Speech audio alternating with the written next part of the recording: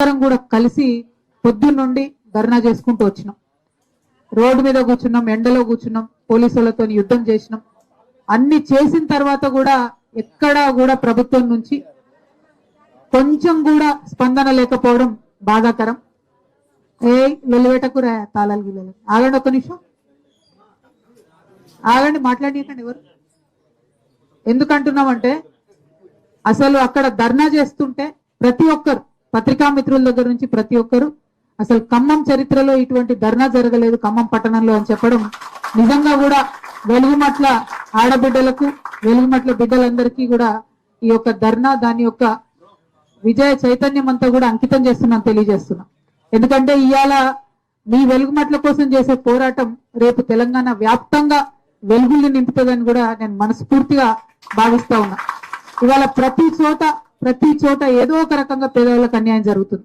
అది హైదరాబాద్ లో హైడ్రా పేరుతో కావచ్చు, నాగర్ కర్నూలులో ఒక చిన్న పాప చనిపోతే కనీసం మాట్లాడలేనటువంటి ప్రభుత్వం కావచ్చు, కొడంగల్లో గిరిజనుల మీద దాడి జరగడం కావచ్చు, ఇదే ఖమ్మంలో పోడు పట్టాల కోసం ఆడబిడ్డలు పోతే వారిని ఘోరాతి ఘోరంగా కొట్టడం కావచ్చు. 1, 2 అని కాదు, అది బడుగు బలహీన వర్గాల బిడ్డల మీద దారుణంగా గత 2.5 సంవత్సరాల నుంచి పాశవికంగా దాడి జరుగుతూ ఉన్నది. కానీ వాటన్నిటిని కూడా అందరూ పోవడం రావడం టూరిస్టులా చూడడం తప్పితే పరిష్కారం కోసం ఎవరు ప్రయత్నం చేయలే.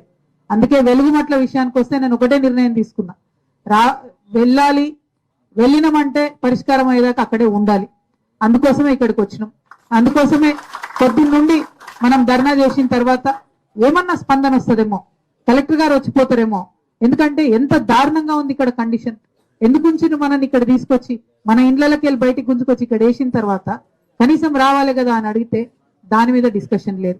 సరే, రోడ్డు మీద మీరు ధర్నా చేస్తున్నారు, డిస్టర్బెన్స్ అవుతుంది, మొత్తం అంతా ట్రాఫిక్ ఆగిపోయింది, పక్కన హాస్పిటల్ ఉన్నాయని పోలీసులు చెప్పింది. అందుకే ఏమన్నామంటే ఇదే అంబేద్కర్ భవనంలో కూర్చుంటాం. ఎక్కడైతే బాధితులను తీసుకొచ్చి ప్రభుత్వం పెట్టిందో ఇక్కడనే కూర్చుంటాం. ఇది రోడ్డుకి ఇవతల ఉంది, ఎవరికి డిస్టర్బెన్స్ ఉండదు, ట్రాఫిక్ ప్రాబ్లం ఉండదు. ఒకటే ఒక విషయం, నేను విశారద నాన్న ఇద్దరం కూడా నిరాహార దీక్ష చేసుకుంటూ కూర్చుంటాం ఇక్కడ. ఎన్ని రోజులైనా కానీ ప్రభుత్వం దిగి రావాలి. ఎక్కడైతే మన పేదవాడి ఇంటి మీద బుల్డోజర్ నడిచిందో అక్కడనే బిల్డింగ్ కట్టియాలి.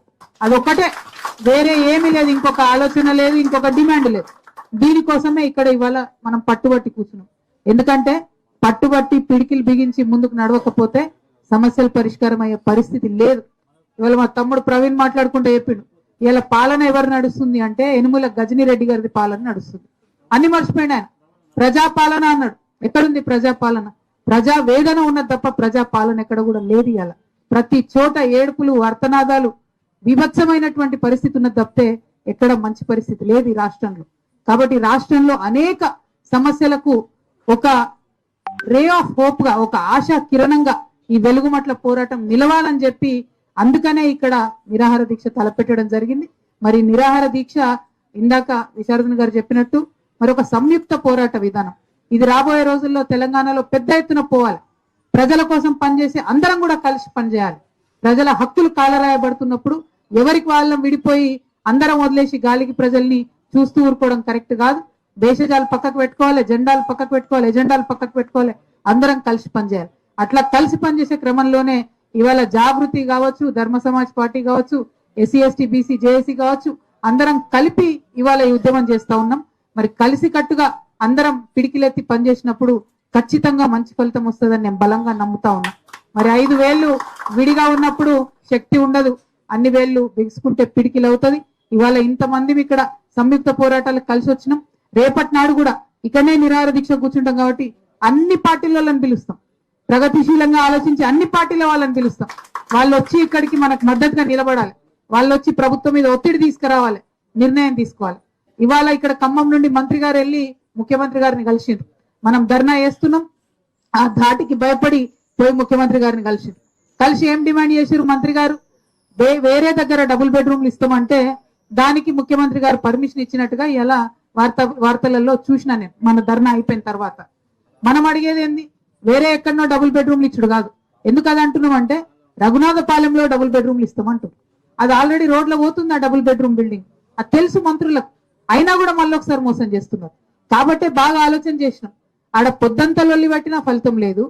ఏదైతే మనం అడుగుతున్నామో అది ఇవ్వకుండా మిమ్మల్ని అక్కడికి వెళ్ళి ఖాళీ చేపించి డబుల్ బెడ్రూమ్ ఇండ్లు బయట ఇచ్చి ఆ 30 ఎకరాల భూమిని కొట్టేసేటటువంటి కుట్ర ఇలా కాంగ్రెస్ పార్టీ చేస్తుందని అర్థమైంది. కాబట్టే ఆ భూమి మనది మనం కాపాడుకోవాలి.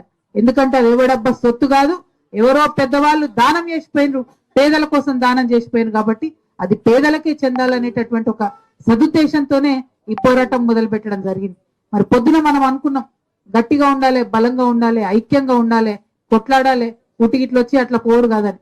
అందుకే ఇక్కడ మీ దగ్గరికే వచ్చి ఉన్నాం, ఇక్కడనే ఉన్నాం, మీతోనే ఉంటాం, ప్రభుత్వం దిగి వచ్చే వరకు కూడా ఇక్కడే ఉంటామని తెలియజేస్తూ మరి నిరాహార దీక్ష అనేటటువంటిది మన గాంధీ తాత చూపించిపోయిన తొవ్వ, అది ఇయాలది కాదు. ఆయన అట్లా చేసి బ్రిటిష్ వాళ్ళని నిలగొట్టిండు. ఇవాళ ఇక్కడ ఉన్నటువంటి పాలకుల కళ్ళు తెరిపేయాలంటే కూడా మళ్ళా మనకు గదే గాంధీ తాత దిక్కు, ఆయన చూపించే మార్గంలోనే ఇవాళ నిరాహార దీక్ష చేస్తా ఉన్నాం.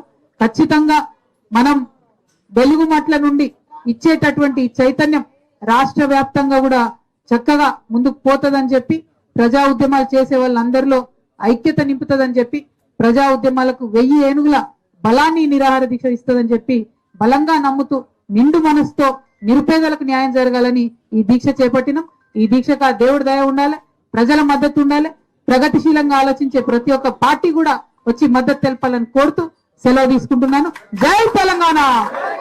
ప్రభుత్వం తీసుకునే నిర్ణయాలు మెజార్టీ ప్రజలకు ఉపయోగపడుతున్నాయా లేదా, ఎవరైతే విక్టిమ్స్ ఉంటారో వాళ్లకు అనుకూలంగా ఉన్నాయా లేదనేది చర్చ. ఖచ్చితంగా కొన్ని నిర్ణయాలు కొంతమందికి ఉపయోగపడకపోవచ్చు. ఉదాహరణకి తెలంగాణ సాయుధ రైతాంగ పోరాటం అద్భుతమైన పోరాటం. తెలంగాణ ప్రాంతంలో నిజాంకు వ్యతిరేకంగా అప్పుడు ప్రధానమైన నినాదం ఏంటి? దున్నేవాడికి భూమి కావాలన్నారు. ఆ టైంలో కమ్యూనిస్ట్ పార్టీకి మిలిటరీకి మధ్య యుద్ధం జరుగుతున్నప్పుడు, సంఘర్షణ జరుగుతున్నప్పుడు కాంగ్రెస్ పార్టీ భూదాన ఉద్యమం తీసుకొచ్చింది. ఎక్సెస్ ఉన్న భూములను ఇవ్వండి అని చెప్పింది. వేలాది మంది భూస్వాములు ఆచార్య వినోబా భావే పిలుపును అందుకుని భూములను వాళ్ళు డొనేట్ చేశారు. ఆ భూదాన ఉద్యమం ద్వారా వచ్చిన భూముల్ని ప్రజలకే ఉపయోగించాలి కదా, ప్రజలకే పంచిపెట్టాలి కదా. ఆ ప్రజలకు పంచిపెట్టాం. మీరు ఖమ్మం సంబంధించిన విషయం పోతే వెలుగుమట్లో మీరు వెళ్ళి చూడండి, ప్రజలకు పంచిపెట్టే భూమి కూడా ఉంది.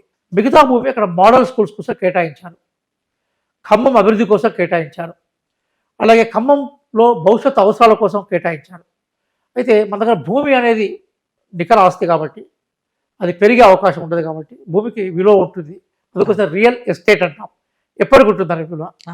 అందులో చాలా భూమిని కొంత బ్రోకర్స్ భూమిని ఆక్రమించి పేదల దగ్గర డబ్బులు కలెక్ట్ చేసుకొని ఆ భూమిని అప్పగించే ప్రయత్నం చేశారు. ఇప్పుడు మేము ఆ భూమిని తీసుకొని ఎవరైతే అక్కడ మనకి నిరాశ్రయులైనారో వాళ్ళకు వేరే దగ్గర ఇందిరమ్మ ఇళ్ళ రూపంలో కానీ వేరే రూపంలో కానీ ఇల్లు ఇచ్చడానికి సిద్ధంగా ఉన్నాం. ఒక క్యాంప్ కూడా పెట్టాం, వివరాలు తీసుకున్నాం. ఇల్లు కోల్పోయిన ప్రతి పేదవాడికి ఇల్లు ఇచ్చే బాధ్యత మాది. అదే సందర్భంలో భూదాన ఉద్యమం ఏ పర్పస్ కోసం ఆ భూమి దానం చేయబడిందో ఆ పర్పస్కి ఉపయోగించే ప్రయత్నం కూడా మేము చేసాం. కొంతకాలం అక్కడ ఉండి అక్కడ ఇల్లు వేసుకొని అక్కడ నుంచి ఖాళీ చేసే సందర్భం వచ్చినప్పుడు ఇబ్బందులు ఉంటాయి. కానీ ఇబ్బందులు గమనించే దయాద్ర ఉదయం కూడా కాంగ్రెస్ పార్టీకి ఉంది. ఎందుకంటే కాంగ్రెస్ పార్టీనే పేదల పార్టీ, కాంగ్రెస్ పార్టీ గుడిసెలో నివసించే వాళ్ళ పేదల పార్టీ. వాళ్ళ ఓట్ల వల్లనే మేము ఇక్కడికి వచ్చాము. కాబట్టి టెంపరీగా ఇది టీఆర్ఎస్ లాంటి వాళ్ళు బీజేపీ లాంటి ఎన్నికలు చేసుకునే ప్రయత్నం చేయొచ్చు, ప్రజలకు ఆవేదన ఉండొచ్చు.